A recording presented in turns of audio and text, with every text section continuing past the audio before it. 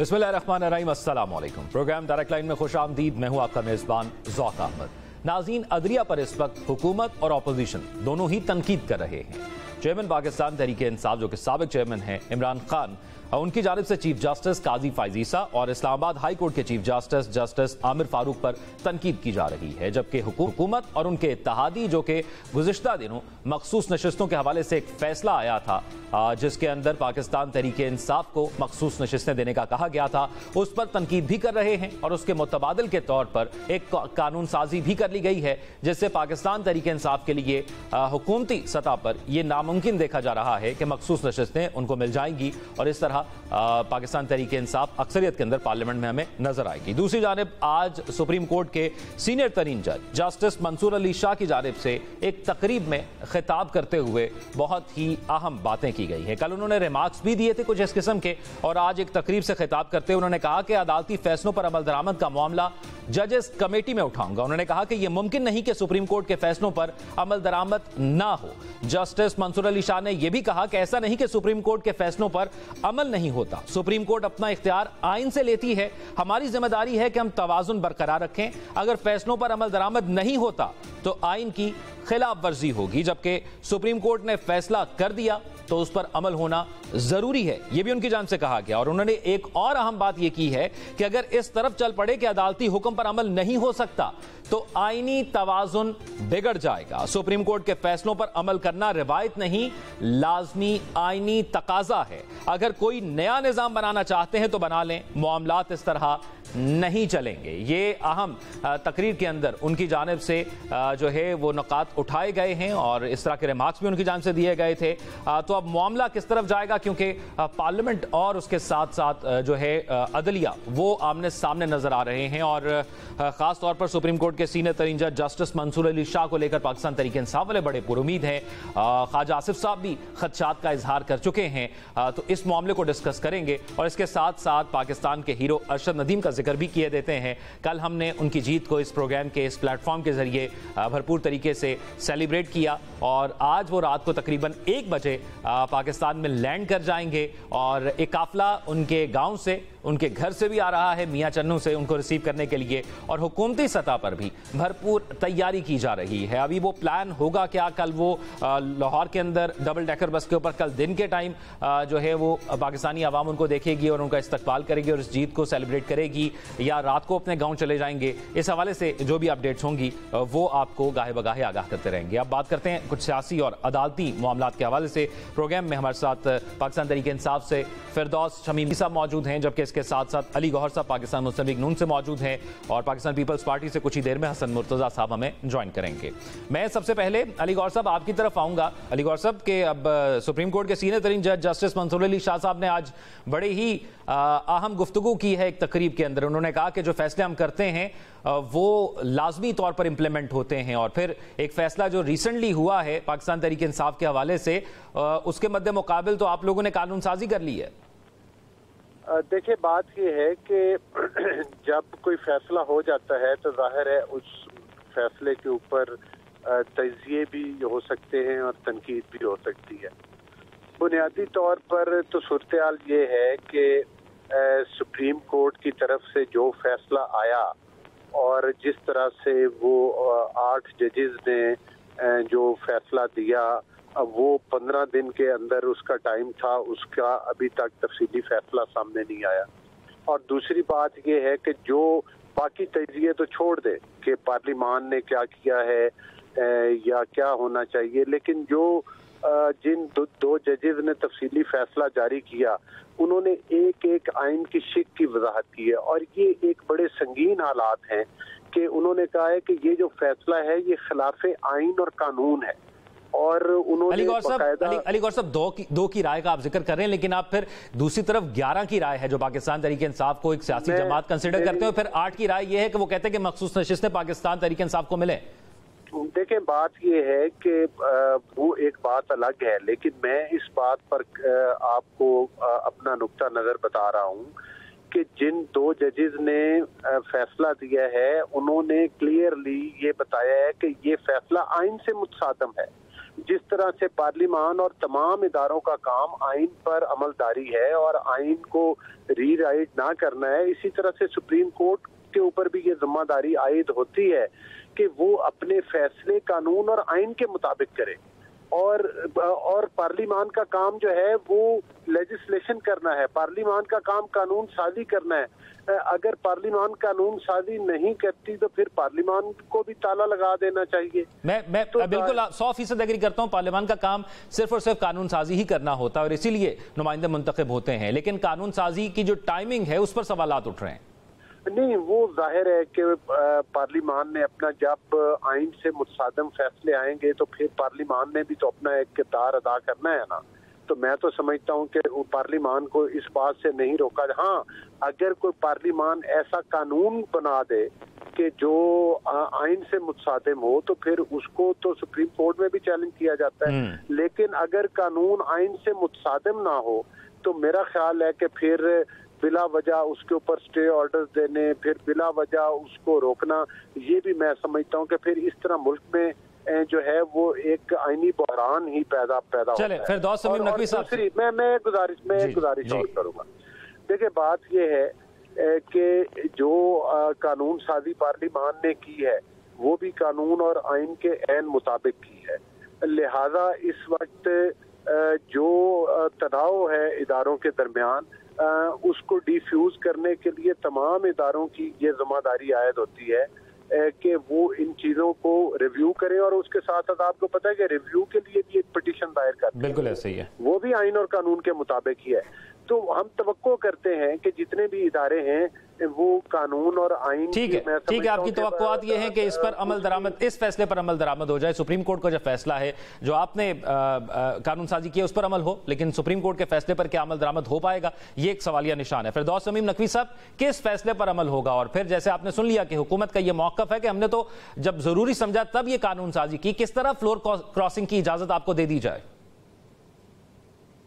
देखिए, पहली चीज तो सुप्रीम कोर्ट की तारीख में ऐसे बेतहाशा केसेस हैं जिसमें सुप्रीम कोर्ट के जजेस ने शॉर्ट ऑर्डर के बाद डिटेल ऑर्डर 1 साल के बाद लिखा है।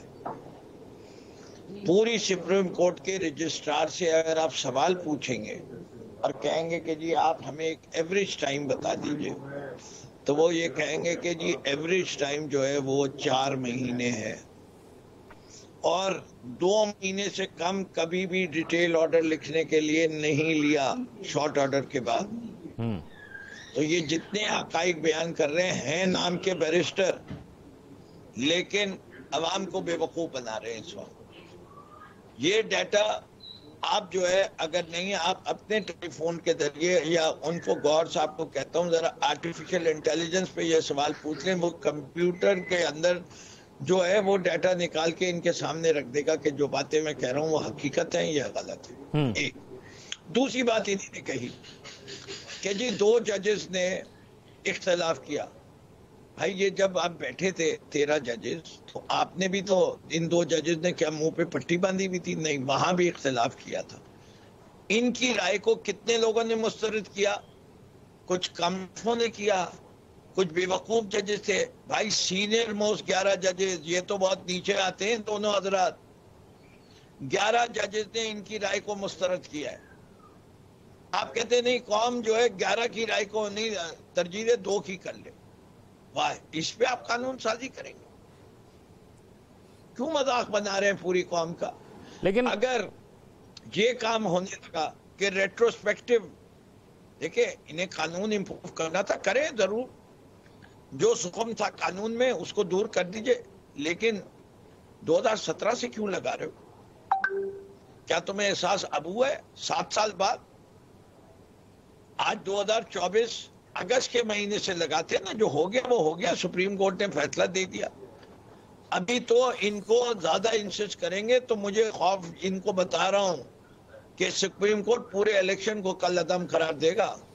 दोबारा इलेक्शन लड़ लो, हम तैयार हैं, तुम तैयार। मैं ये सवाल उठाऊंगा, बिल्कुल आपसे भी पूछूंगा, क्योंकि अक्टूबर का जिक्र हो रहा है और इस हवाले से हुकूमत में भी जो है वो चहमगोइयां हो रही हैं। लेकिन मैं हसन मुर्तज़ा साहब को शामिल गुफ्तगू करूंगा। हसन मुर्तज़ा साहब, आपकी जमात, क्योंकि कल बिलावल साहब ने असम्बली के अंदर जो इजहार ख्याल किया, आपकी जमात ये मानती है कि मौजूदा क्राइसिस की वजह ऑपोजिशन नहीं है, अदालती फैसले हैं। और आज अदलिया ने वाज़ेह तौर पर यह कह दिया है, सुप्रीम कोर्ट के सीनियर तरीन जज जस्टिस मंसूर अली शाह का कहना है कि अदालती फैसलों पर अमल दरामद जरूरी है, वो राय नहीं होते, वो हुक्म होता है। बहुत शुक्रिया जी, बिल्कुल आप दुरुस्त फरमा रहे हैं। जो हमारी आला अदलिया है बड़ी काबिल एहतराम है और उनके जो हुक्म है उन पे अमल दरामद भी होना चाहिए, चाहे वो सही है चाहे गलत है, उनका एक फैसला है। उस पे हुकूमत के पास जो रास्ते हैं, अपील में जाएं या रिव्यू में जाएं या जो भी रेमेडी उनके पास अवेलेबल हो, वो बिल्कुल इस्तेमाल करनी चाहिए, लेकिन उनके फैसलों पे इम्प्लीमेंट होना चाहिए। इसी तरह 100% ये बात भी दुरुस्त है कि कानून साजी करना पार्लियामान का हक है और वो किसी टाइम भी कोई कानून साजी कर सकते हैं। इसमें तो उनको नहीं रोका जा सकता कि वो क्यों उस पर कानून साजी कर रहे हैं। और जहाँ तक ताल्लुक चेयरमैन बिलावल साहब की तकरीर का है, तो मेरा ख्याल है हमें थोड़ा सा माजी में जाने की जरूरत होगी। भुट्टो साहब का अदालती कत्ल था, वो भी आला अदलिया थी, जजेस थे, उन्होंने वो फैसला दिया था। आज की अदलिया, यही मौजूदा अदलिया, उस फैसले पे जो फैसला दे रही है, हमारे रिविजिट की जो हमारी गुजारिश थी, उस पर जो फैसला दिया है वो उनके सामने है। फिर क्या कहा जाए कि वो उस आला अदलिया को भी हम सलाम पेश करते हैं जिन्होंने एक अदालती कत्ल के जो मुर्तकिब हुए आपके सामने है। जब परवेज मुशर्रफ था तो उस वक्त एक फैसला आया था कि हम आपकी हुक्मरानी को भी जायज करार देते हैं, बल्कि आपको हक देते हैं कि आप आइन में भी तरमीम कर सकते हो। जो उनकी पे ही नहीं थी, जो उनकी गुजारिश ही नहीं थी, जिसके लिए उन्होंने रिक्वेस्ट ही नहीं की थी, वो भी दे दिया। क्या कहा जा सकता है? नहीं हसन मुज़फ़्फ़र साहब, ये फरमाइएगा, मेरी यार सुने ना, मैं एक सवाल ले लें, इसी बात पे है, इसी से जुड़ा सवाल है कि वो कानून साजी जो कि अदालती अहकामात को अमल दरामद होने से रोकने के लिए की जाए, क्या उस पर तौहीन अदालत लग सकती है? आपको क्या लगता है? नहीं, मेरा नहीं ख्याल। उन्होंने कोई ऐसा नहीं है कि उन्होंने किसी को उस पे कहा हो कि उनके फैसले को रोक दिया जाए या उनके फैसले पे इम्प्लीमेंट ना हो या कोई इख्तियार किसी को तफवीज कर दिए हो। वो तो एक लेजिस्लेशन कर रहे हैं, वो लेजिस्लेशन है ना, उस पे क्या एतराज हो सकता है? फिर उसमें लोग जो है वो अपील में भी गए हैं, तो वहाँ वो देखी जाएगी कि वो ठीक है, दुरुस्त है, नहीं दुरुस्त। उसको ये कहना कि वो उन्होंने क्यों की है, उसकी टाइमिंग ठीक नहीं है, उसकी फलां चीज ठीक नहीं है, भाई उनका हक है लेजिस्लेशन करना, उन्होंने कर ली। आप देखना तो अदालतों का काम है ना, अदालतें देखेंगी।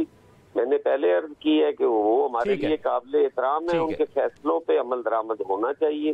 मैं तो नहीं कह रहा कि उनके फैसलों पे अमल दरामद नहीं होना चाहिए, लेकिन एक सियासी कारकुन की हैसियत में मैं ये भी अर्ज कर रहा हूँ कि पार्लियामान को भी अपना काम कर लेने देना चाहिए।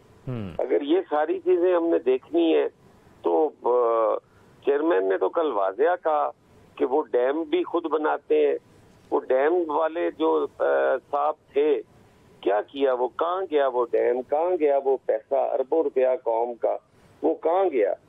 हम कतन ये नहीं है कि कोई अदलिया की तौहीन चाहते हैं। ठीक है, यानी आप चाहते हैं कि मामलात को जो है वो आईनी और कानूनी तरीके से होने चाहिए। अली गौर साहब, ये फरमाइएगा, क्योंकि जिस तरह अभी फरमाया फिरदौस अमीन साहब ने कि इंतजार कर लिया जाता, फिर रिव्यू में जाया जाता, उसके बाद देखा जाता कैसे मामलात को आगे लेकर चलना है, लेकिन आपने जो है वो इंतजार नहीं किया और उससे पहले ये कानून साजी कर ली, इसलिए इस बात पर जो है आप पर तनकीद की जा रही है। और फिर एक बड़ी अहम स्टेटमेंट जो आज जो है वो जस्टिस मंसूर अली शाह साहब की जानिब से की गई कि अगर कोई नया निजाम बनाना चाहते हैं तो बना लें, मामलात इस तरह नहीं चलेंगे। बात ये है कि मुझे फिरदौस शमीम नकवी साहब की बात पे तो कतई तज्जुब नहीं है। मेरे वो भाई हैं और मैं यकीनी तौर पर उनकी ज़ाती तौर पर बड़ी इज्जत करता हूँ, लेकिन चूंकि ये उस फैसले के बेनिफिशरी हैं जो कि कानून और आइन से मुस्तदम है, इसलिए ज़रा ये उसकी एडवोकेसी ज़्यादा कर रहे हैं। तो मैं ये गुजारिश कर रहा हूँ कि पहली बात तो ये कि पार्लियामान पर तौहीन अदालत नहीं लगती और पार्लियामान ने कोई ऐसा कानून भी नहीं बनाया जिससे उन्होंने कह दिया हो कि सुप्रीम कोर्ट के फैसले पर अमल दरामद रोक दिया जाए।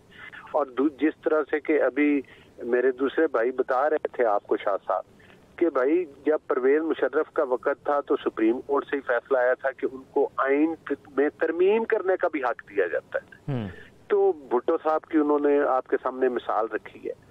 तो यही तो बात करने वाली है कि क्या सुप्रीम कोर्ट को आइन से मावराए आइन फैसले देने की इजाजत है, और अगर ये कानून है तो फिर मुल्क में स्टेबिलिटी कैसे आ सकती है कि अगर सुप्रीम कोर्ट जो सबसे बड़ा इदारा है इस लिहाज से कि जिसने आइन की रखवाली करनी है, जिसने आइन को, मुझे ये बताएं कि एक सियासी पार्टी को इलेक्शन के बाद दोबारा शेड्यूल जारी कर दिया जाए और मुद्दत भी 15 दिन की दी जाए, 3 दिन की, आइन में 3 दिन लिखे हुए, ये 15 दिन लिखे हुए।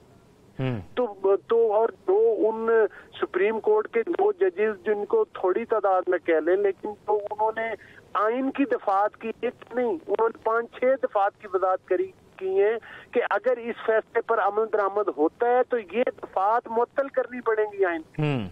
तो हम भी आइन और कानून की बात कर रहे हैं, हम कब कह रहे हैं कि आइन तोड़ दिया अच्छा ठीक है, हम कब कह रहे हैं कि जो है वो मतलब है कि मुल्क में जो है वो आइन को मुअत्तल किया जाए। मुअत्तल तो आइन इस फैसले की वजह से हो रहा है जिसमें पार्लियामान ने अपना किरदार अदा करके, मैं समझता हूँ, आइन को बचाया है, आइन को तहफ़्फ़ुज़ दिया है। आज मैं जान लेता हूं पाकिस्तान तहरीक इंसाफ जो है वो कितनी पुरुमीद है। आज से साल 2 साल बाद फिर बैठ के हम एक फैसला दोबारा जारी करेंगे, जिस तरह से भुट्टो साहब का फैसला आया कि जी उस वक्त जो है वो गलत किया गया था और वो मावराए आइन फैसला दिया गया था। तो ये तमाम इदारों का फर्ज बनता है कि वो ऐसे फैसले दें जिससे आइन जो है वो मुतासर ना हो और आइन और कानून के मुताबिक ठीक है, आइन और कानून के मुताबिक फैसले। फिरदौस तमीम नकवी साहब, मैं फिरदौस तमीम नकवी साहब को भी जरा शामिल गुफ्तगू कर लूं, मैं उनसे भी जरा सवाल कर लूं। यही फिरदौस साहब, कितने पुरुमीद हैं जो आपने रिव्यू पिटिशन इस हवाले से, इस कानून के हवाले से जो रिव्यू डाला है सुप्रीम कोर्ट के अंदर, कि उसमें आपको जो है वो कामयाबी मिलेगी और आपके लिए जो सीटें सुप्रीम कोर्ट ने कहा था कि आपको मिले वो मिल जाएंगी। दूसरा, अक्टूबर को लेकर इमरान खान साहब ने भी अडियाला जेल के अंदर सहाफियों से जो गुज़िश्ता दिन गुफ्तगू की, उसमें फिर उन्होंने कहा कि हुकूमत के पास सिर्फ 2 महीने रह गए हैं। 2 महीने बाद क्या होने जा रहा है? जी देखिए, पहली चीज, पाकिस्तान का आईन जो बात कहता है कि मुनासिब जो रिजर्व सीट्स हैं वो प्रोपोर्शनेटली बांटी जाएंगी।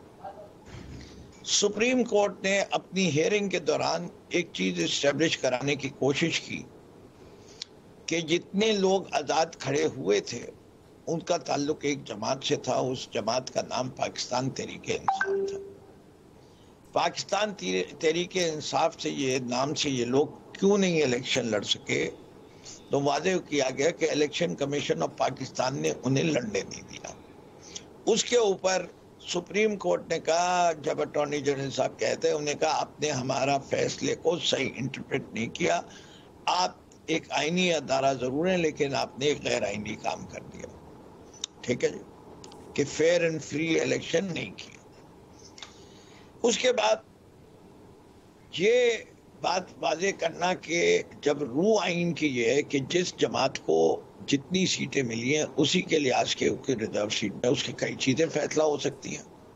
एक तरीका तो ये है कि अगर 3 इंडिपेंडेंट कैंडिडेट्स चाहें तो वो एक फीमेल को नॉमिनेट कर दें, उसका रास्ता रोक दिया कि नहीं पहले सियासी जमात हो, लेकिन रिप्रेजेंटेशन तो हो सकती थी। ये भी एक इंटरप्रिटेशन है।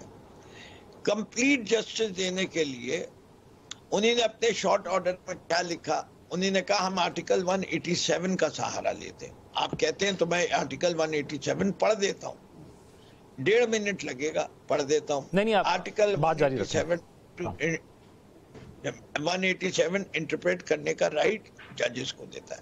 मैं 12 कह रहा हूँ कि आप थोड़ा तवक्कुफ करिए, देखें तो कि जो 11 जजेस क्या लिखते हैं कि हमने ये इंटरप्रिटेशन ऑफ कॉन्स्टिट्यूशन करना क्यों जरूरी समझा, इतनी जल्दी क्या है। तो ये 2 महीने बाद फिरदौस साहब ये भी फरमा दीजिएगा आप साथ ही कि क्या होने जा रहा है, क्या आपको लगता है इसी मामलात की वजह से ये मामलात आगे बढ़ेंगे और फिर हम शायद इंतखाबात, या आप क्या देख रहे हैं, क्या होगा? जी देखिए, बहुत सारी चीजें एक साथ पाकिस्तान में चल रही, खित्ते में चल रही। पहली चीज तो ये कि सुप्रीम कोर्ट की ये जो तसादुम शुरू हो गया है, ये इदारे में, 2 इदारों में भी हो गया और हुकूमत में भी हो गया। एक तो वजह ये है। दूसरी चीज ये कि ये महंगाई का जिन बेकाबू हो गया है, अवाम से बर्दाश्त नहीं किया जाएगा, अवाम भी सड़कों में मजबूरन आएगी। तीसरी चीज ये है कि जो खलीज पैदा हो गई है अवाम में और फौज के दरमियान, ये फौज भी नहीं बर्दाश्त कर सकती, न करना चाहिए। किसी मुल्क के अवाम और फौज के दरमियान खलीज होनी ही नहीं चाहिए। फौज लड़ती है इस बुनियाद पे कि उसके अवाम साथ हैं। अगर अवाम साथ नहीं होंगे, फौज का सर्वाइवल मुश्किल है। फौज होती कितनी है? वो तो एक पेज है, शहबाज शरीफ साहब कहते हैं वो एक पेज पर। मैं फिरदौस शमीम सब आता हूं, एक ब्रेक की तरफ जाना है, उससे पहले मैं हसन मुर्तजा साहब का पॉइंट ऑफ व्यू इस बात पर जानना चाहूंगा। हसन मुर्तजा साहब, ख्वाजा आसिफ साहब ने कुछ अर्सा पहले कहा था कि अक्टूबर में कुछ होने जा रहा है और उनके बड़े खदशात थे। फिर इमरान खान ने भी अडियाला जेल में साफियों से गुफ्तगू, उन्होंने कहा कि इस हुकूमत, मेरे पास तो बहुत वक्त है, लेकिन इस हुकूमत के पास, जिसके आप इत्तेहादी हैं, उसके पास सिर्फ 2 महीने का वक्त है। क्या जो लोग तारीखें दे रहे हैं, आपको भी लगता है कि इन तारीखों में कुछ सदाकत हो सकती है? आपको लगता है कि 5 साल पूरे हो जाएंगे, आपका इत्तेहाद बरकरार रहेगा, ये हुकूमत 5 साल मुकम्मल कर जाएगी? देखें, ये जो बेयकीनी की सूरत हाल है, ये मुल्क के लिए बड़ी तशवीशनाक है। और इससे आप इकॉनमी का हाल देखें, मैं नहीं समझता कि जब तक सियासी इस्तेहकाम नहीं होगा, किसी भी सूरत में हम मुआशी इस्तेहकाम ला सकेंगे इस मुल्क के अंदर। और सबसे बड़ी बेयकीनी की सूरत हाल ये है कि मुल्क की जो सियासी क़यादतें हैं, वो बैठ के दिन गिन रही हैं और टाइम दे रही हैं कि फलां दिन तक ये होगा। तो ये किसी भी हवाले से ठीक नहीं है। बाकी ये हुकूमत है, सियासत में कोई चीज़ हरफ़े आखिर नहीं होती, क्या होता है हर रोज़ की बुनियाद पे।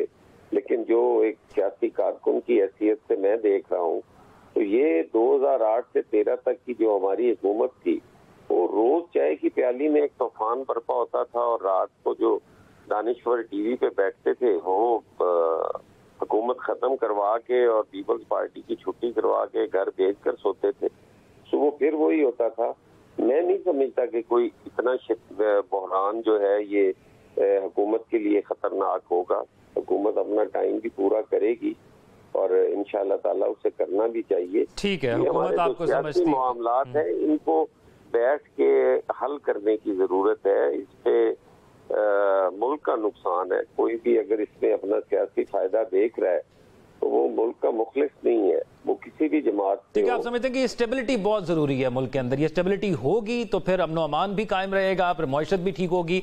गुज़िश्ता दिनों शहबाज शरीफ ने एक तकरीर के दौरान कहा था कि इस वक्त जिस हद तक पाकिस्तान की जो हुकूमत है और जो इदारे हैं वो एक पेज पर मौजूद हैं, इससे पहले कभी नहीं थे। इससे कबल हमने देखा कि इमरान खान जनरल बाजवा के बारे में ऐसा कहा करते थे। अब पेज वही है, किरदार बदल गए हैं, नताइज क्या वैसे ही रहेंगे? पर जाने से पहले एक सवाल अपने तमाम तर मेहमानों के लिए सामने रखा था कि क्या शहबाज शरीफ साहब जो कहते हैं कि हम एक पेज पर मौजूद हैं और उस पेज पर आज सियासी जमातें और उसके साथ साथ इस्टेब्लिशमेंट जो है वो अच्छे ताउन के साथ ना सिर्फ मुल्क में अमन अमान की सूरत हाल को बेहतर कर रहे हैं, बल्कि मुल्क के अंदर जो महंगाई, बिजली का मसला, इन तमाम तर चीज़ों को मिल बैठ कर हल कर रहे हैं। और इसमें पाकिस्तान पीपल्स पार्टी PMLN और पाकिस्तानी इदारे शामिल हैं।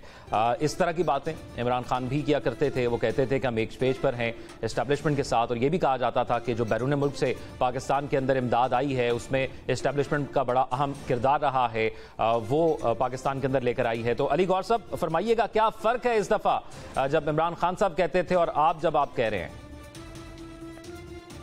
देखिए, बुनियादी तौर पर किसी भी मुल्क की जो एस्टेब्लिशमेंट है वो मौजूदा हुकूमत के साथ होती है और वो किन मामलात में होती है? वो होती है जो मुल्क में जो उनका आईनी किरदार है, जिस तरह से उन्होंने हुकूमत के साथ तामुन करना होता है जिन मामलात के ऊपर, चाहे वो मुल्क के दाखिली मामलात हों या खारजी मामलात हों। तो मैं समझता हूँ कि उस लिहाज से जो हमारी मौजूदा सूरत हाल है उसमें भरपूर तावन है और मुकम्मल हम आहंगी है और कहीं पर भी ऐसी फ़ज़ा नहीं है कि जिस तरह से कि अभी आप देख रहे हैं सुप्रीम कोर्ट के फैसले हैं, पार्लिमान का किरदार है, तो एक तनाव तो नज़र आता है मौजूदा हालात में।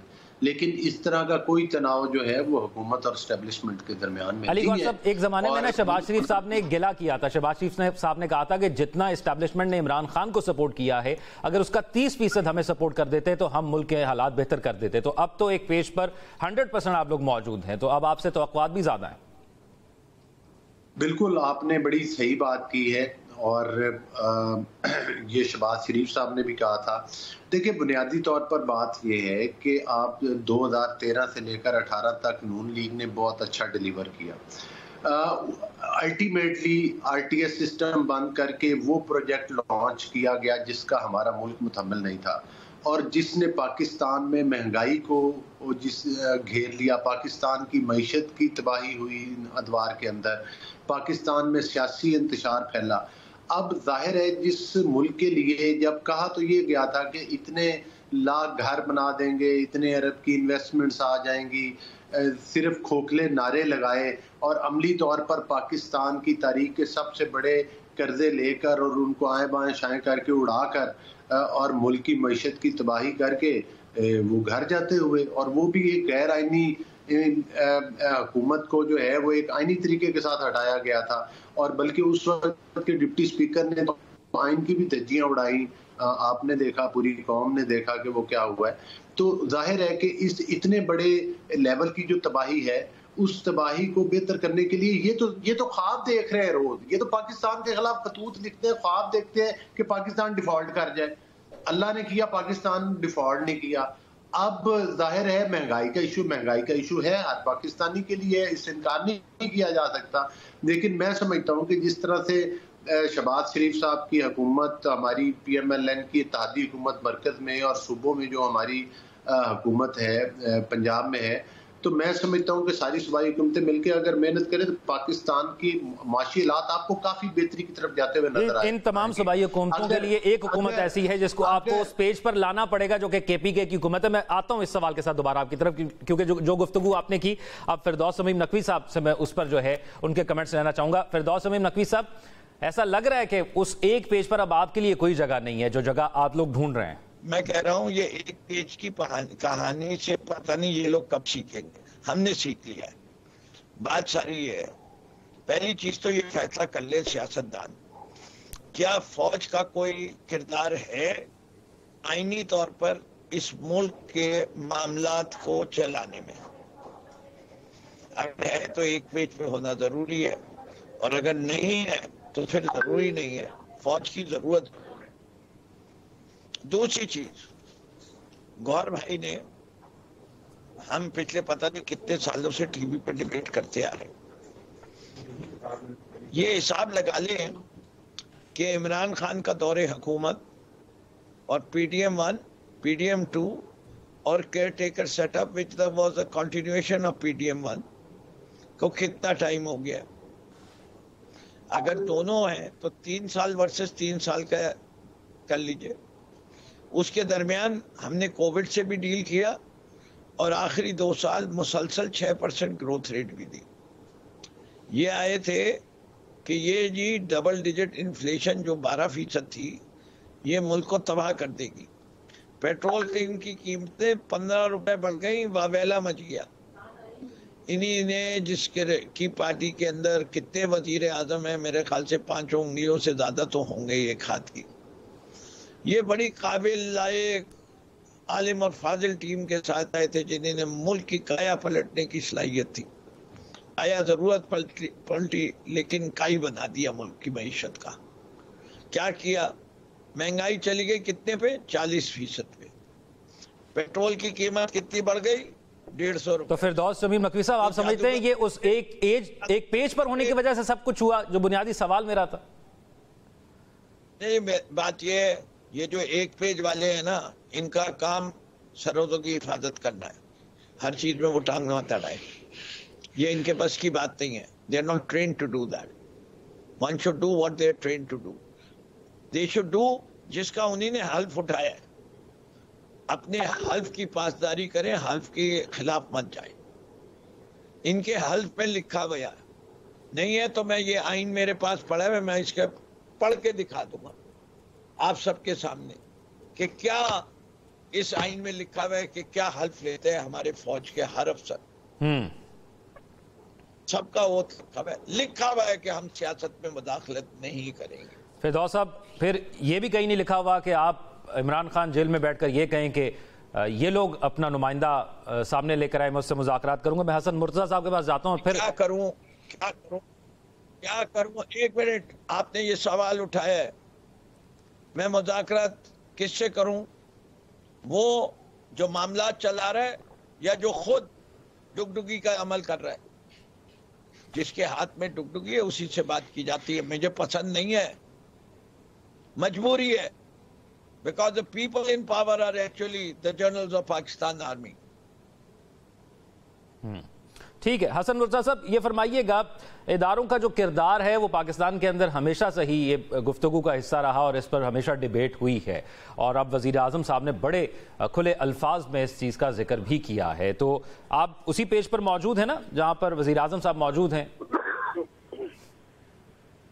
देखिए, हम तो इसके विक्टिम रहे हैं जी, और एक अरसे से हमारी जद्दोजहद थी कि इनसे हम अपनी स्पेस जो है वो वापस लें, क्योंकि हम मुसल्ला लोग नहीं हैं, हम नियते लोग हैं और अपनी सियासी जद्दोजहद के जरिए हम वो स्पेस गेन करते हैं। पाकिस्तान पीपल्स पार्टी ने इस मुल्क के अंदर 18वीं तरमीम जो थी वो उससे आइन को बहाल किया, और वो भी हमने लड़के नहीं ली, हमने पार्लियामान के जरिए वो ली। प्रेसिडेंशियल जो इख्तियारात थे वो भी पार्लियामान को पीपल्स पार्टी के दौर में मिले। आसिफ अली जरदारी साहब प्रेसिडेंट थे और उन्होंने बड़े पुरअमन तरीके से वो तफवीज किए पार्लियामान को। हमने इन सूबों को शनाख्त दी, कोई लड़के नहीं दी। हमने इस मुल्क के वफाक को मजबूत करने के लिए इकाइयों को उनका हक दिया, किसी लड़ाई के बगैर दिया। हम तो ये समझते हैं कि इस लड़ाई के अंदर वो हमारी जो कुर्बानियां थी, जो हमारी फांसियां थी, जो हमारे कोड़े थे, वो भी जाया हो गए। हमने जो स्पेस गेन की थी इस लड़ाई में, हम सारी चीजें हार चुके हैं। हम तो हमेशा से ये कहते हैं इस हार का जिम्मेदार कौन है? सर मेरी एक सेकंड, मुझे मेरी बात मुकम्मल कर लेने दें। जो सवाल आप करेंगे मैं जरूर जवाब जी फरमाएं। हमने पीपल्स पार्टी ने वो लड़ाई जो थी नियते कारकुनों के साथ लड़ी। हम फांसियां भी बर्दाश्त करते रहे, लेकिन हमने पाकिस्तान का ना परचम नीचे आने दिया, ना हमने इस वफाक के खिलाफ बात की, ना हमने किसी को ये खत लिखा कि पाकिस्तान दिवालिया हो जाए, इनके साथ कोई निगोशिएशन ना हो। किसी भी जगह पे पाकिस्तान पीपल्स पार्टी ने कोई हठधर्मी का मुजाहरा नहीं किया। आज बदकिस्मती ये है कि हुकूमत के असूल के लिए हर वो तरीका इस्तेमाल किया जा रहा है जिसमें जर्नैलों से भी बात करने पे सारे तैयार हैं, जिस पे सारे एक पेज की बात भी करते हैं। हम सिर्फ ये कहते हैं कि उनका जो आईनी किरदार है वो अदा करें, उनकी कुर्बानियों को हम सलाम पेश करते हैं। ठीक है, उनके शोदा को हम अपने दिलो जान से ज्यादा प्यार करते हैं। वो अपना आज हमारे कल पे कुर्बान कर रहे हैं, वो मेरी तरफ आने वाली गोली अपने सीने पे खा रहे हैं। हम उनकी उन कुर्बानियों को सलाम पेश करते हैं। उसका जो भी हम दे सके वो हम मकरूज हैं, हम देंगे। ठीक है, लेकिन पाकिस्तान की सियासत में उनको मुदाखलत नहीं करनी चाहिए। हमारा हमेशा ये मौक़िफ़ ठीक है। आईने पाकिस्तान वाज़े तौर पर आईने पाकिस्तान हसन मुर्तज़ा साहब एक ब्रेक की तरफ जाना है, फिर आता हूं, फिर आपसे इस सवाल से मजीद ही जानता हूं। खूबसूरत आपने बात की कि आईने पाकिस्तान ने हर किसी की हदूद क़यूद का तयन कर दिया गया है, उसके तहत चीजें चलनी चाहिए। लेकिन इस एक पेज पर जहां पर हम बात कर रहे हैं, यहां पर ऑपोजिशन के लिए स्पेस है या नहीं, इस पर बात करेंगे, लेकिन एक ब्रेक के बाद।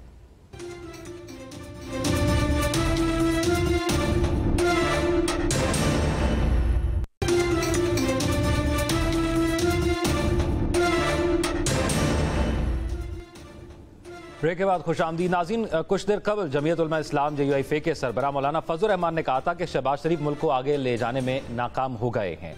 अली गौर साहब, आप अपने मुखालिफिन या अपोजिशन को तो एतमाद में नहीं ले सकते, लेकिन जो आपके साबका इत्तेहादी रहे हैं उनको तो एतमाद में लेने की कोशिश करें और उनको भी उस पेज पर लेकर आए ताकि इस्तेहकाम आ सके। देखिए, बात यह है कि बुनियादी तौर पर तमाम वो पॉलिटिकल पार्टीज, चाहे वो हुकूमती इत्तेहाद में शामिल हों या के अपोजिशन में हों, उनके अलग अलग इलेक्शन मैनिफेस्टोज हैं और हर पार्टी का एक अपना किरदार होता है। जाहिर है जो पार्टी अपोजिशन में हैं उन्होंने अपना अपोजिशन का किरदार निभाना है और उस पर राय में बात करनी है। तो जाहिर है जहाँ पर मुल्क की सलामती के मामलात हैं या इज्तिमाई मामलात हैं, वहाँ पर हुकूमत और की कोशिश होती है कि अपोजिशन की तमाम पार्टीज को एतमाद में ले, लेकिन ऑब्वियसली हुकूमत के ऊपर तनकीद करना जो है वो जाहिर अपोजिशन में बैठे हैं तो वो कोई ना कोई तनकीद तो जाहिर है वो करेंगे। ठीक है, आप समझते हैं कि ये एक सियासी तौर पर बयानात होते हैं। वक्त मुख्तसर है, मैं नहीं सियासी नहीं, उनकी मुस्बत तनकीद से बाद औक़ात हुकूमत को फायदा होता है और उससे जाहिर है कि एक मुशावरत का अमल भी होता है और वो होना भी चाहिए, पॉजिटिवली तो होना चाहिए। और मौलाना साहब बहुत अच्छे इंसान हैं, उनसे ठीक है, सीनियर पॉलिटिशियन है। फिरदौस अमीन नकवी साहब, आप कब तक इंतजार करेंगे कि आपसे मुज़ाकरात हो सकें? आप हुकूमत से मुज़ाकरात करना नहीं चाहते और जिनसे करना चाहते हैं वो उनके लिए आपकी कम्युनिकेशन वन साइडेड है, वो आगे से कोई जो है उसका रिस्पॉन्स नहीं दे रहे। मुख्तसरन बताइएगा। हम एक चीज जानते हैं कि जो पाकिस्तान से मुखलिस होगा वो फौरी तौर पे वो इक़दाम करेगा जिसमें अवाम के हकीकी नुमाइंदों को पावर दे दी जाए। ये फॉर्म 247 वालों से छुटकारा हासिल करे बगैर पाकिस्तान इस्तेहकाम की तरफ नहीं बढ़ सकता। और ये एहसास इलेक्शन कमीशन ऑफ पाकिस्तान को भी होना चाहिए जो आलाकार बनी, और जो इलेक्शन कमीशन ऑफ पाकिस्तान को पीछे से चला रहे हैं उनको भी होना चाहिए। यानी कोई टाइमलाइन नहीं है कि कब तक इंतजार करेंगे। हसन मुर्तज़ा साहब फरमाइएगा, इन सियासी जमातों का इस्तेहकाम, हम इतनी दफा बात कर चुके हैं कि इन सियासी जमातों में इस्तेहकाम होना चाहिए और तकरीबन हर रोज हर टीवी चैनल पर यह बात होती है और ये होती रहेगी जब तक इस्तेहकाम नहीं आएगा। तो क्यों पॉलिटिकल पार्टीज एक ऐसा लाहेअमल नहीं बना लेती है, किसी पॉलिसी नहीं बना लेती कि हाँ ये पॉलिसी है इसको नहीं छेड़ेंगे, बाकी मामलात अपनी जगह रहेंगे?